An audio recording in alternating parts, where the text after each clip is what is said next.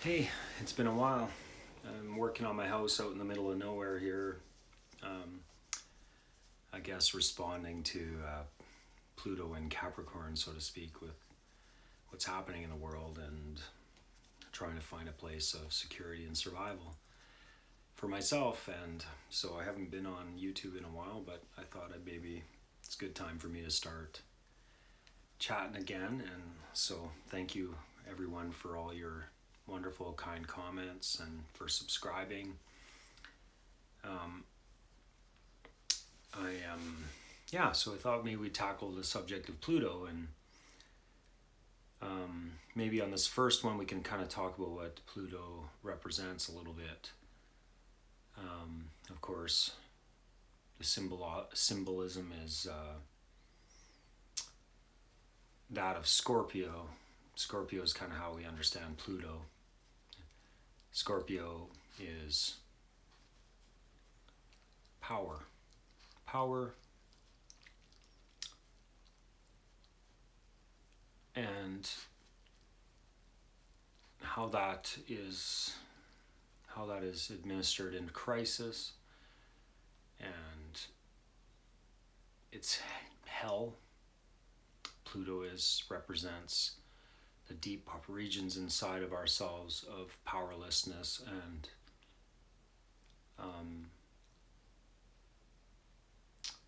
places, unheard places deep within our psyche that maybe are kept private. And so with Pluto, anybody who knows a Scorpio, they like the truth. They want to know the truth as it sits inside of a relationship they feel. So there's kind of the sense of intimacy. Intimacy, I think, is driven by Pluto, Scorpio, which as well. It's so the sense that we're congruent, that feeling that we're vibrating together versus people withholding certain aspects of their personality. So Pluto will bring us deeper and deeper within ourselves for the emotional truth. And Pluto represents the marriage relationship after the formalization of the commitment. Or maybe you could even say the relationship within a family. You know you're part of a family. You know you're born inside of a family. And you can't take that back. So I was born into this family, so I have a legal relationship with the tough family. And so Scorpio is the house after, the eighth house. It's the house after knowing where one is inside of a relationship specifically. And so that relates to any type of legal entity. And so, but not only is Scorpio, maybe that reflects the inner world of Scorpio for us, or Pluto. But if you look at the outside world in Pluto, Pluto represents a collective trauma, so to speak, or collective survival. So, for instance, we could look at the world right now, and Pluto is in Capricorn, and so, it's pretty easy to see that we are under immense pressure as humans for survival. Pluto might represent a virus in this case, real or imagined. But then in Capricorn represents authority. Whose authority are we following? And of course, there's a governmental body that's gotten bigger and bigger over time. And there's a medical authority. There's this. So the interesting so what I would say about, not to continue on or belabor it, is like Pluto and Capricorn, there is some sense of collective trauma around authority and whose truth are we following? Whose authority are we following in this medical so-called? I mean, you've heard the term medical tyranny.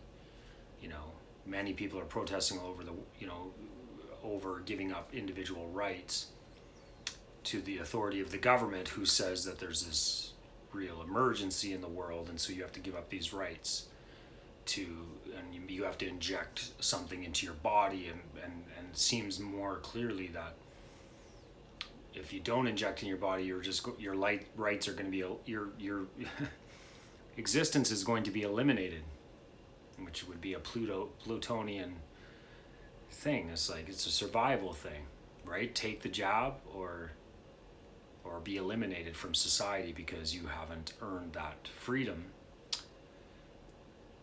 However, Pluto, when we know Pluto's in Capricorn, we know that there's inequality in power, and so we already know that there's something wrong with society at the moment, because Pluto represents a distortion of power as well. So the government has too much power, and they are expressing too much power and influencing our lives on too much in a larger way than is proportionate.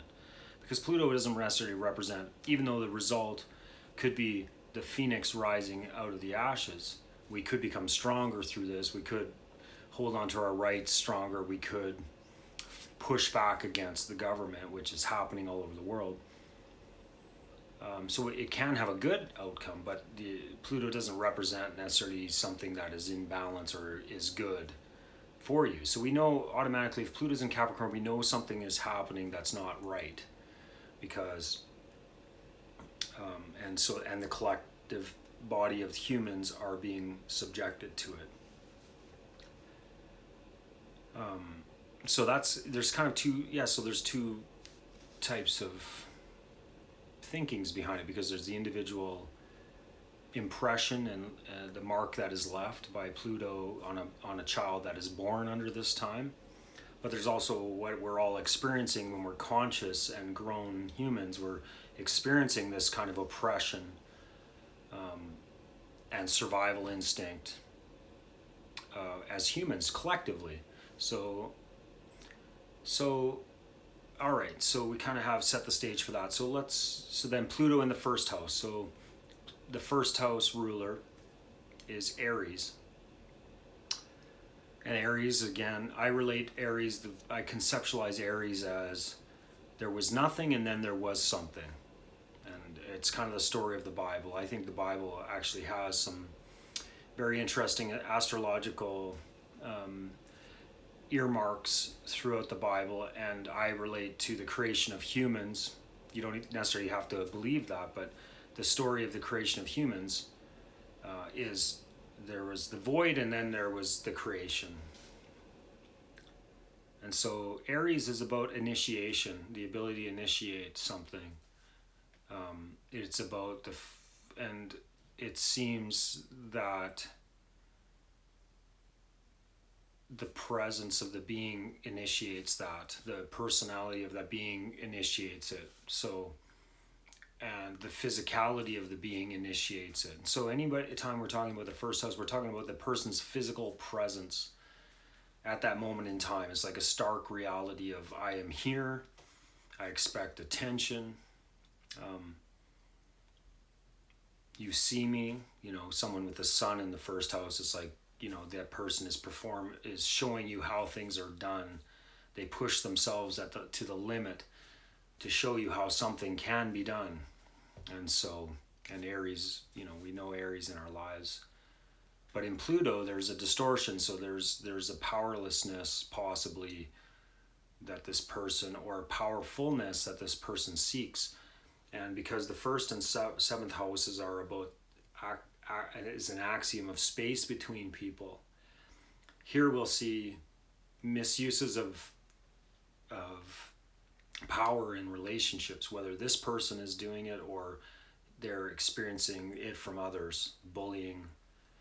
So this person is very much attuned to pushing their limits, or having their limits pushed by others to force them into a situation that confronts the deep self. They may change fully. These people go through many changes in life by confronting hell, so to speak, like by confronting themselves at a deep level, because the Aries is the initial personality that we're born with. Like that first house, you take the marker of the first house, say with Libra, this person would be all about relationships in their life. So we have Pluto, say, in Libra in the first house. So now we have even a more complex Pluto situation. So with others being the center focus, what relationships are these people choosing? This person feels faded. Pluto in the first house is someone who feels faded in their relationships, that relationships are picked for them in some way. They're actually chosen for them. And that creates tension in that ultimately Aries' freedom to create becomes a problem, because it may be a relationship, the relationship itself is limiting your growth. And so there's a feeling of being in a cage and maybe possibly afraid of moving outside of that when you've outgrown a relationship, or staying in it because you feel stifled. So Pluto, there's a deep wound about, and it has to do with power. How much power do you give away? How much power do you retain for yourself? Much like what we see in society. How much, do I have a right to speak out? Do I have a right not to take the vaccine when it so-called affects other people? Who created the truth around the subject of it? All things that are very difficult to navigate through. So, but Pluto in the first house essentially is about the person needing to create new situations that they've never been in before, which may create all kinds of chaos and trauma in their lives. But that's the nature. These people will go through relationships that feel very faded, that will bring them into deep power struggles, and they're ultimately trying to find a state of acceptance with the relationship, and they'll be fine as long as they're able to grow in those relationships. But when the relationship becomes stagnant and there's a lack of growth and ability of movement, these people will eject from those relationships. And so, and Pluto again in the first house, these people will challenge the limits constantly in relationships, but also of their own physical body. And that's the greatest way that they have to really become in touch with who they really are. Anyways, I hope that helps. We'll try Pluto in the second house next. Thanks.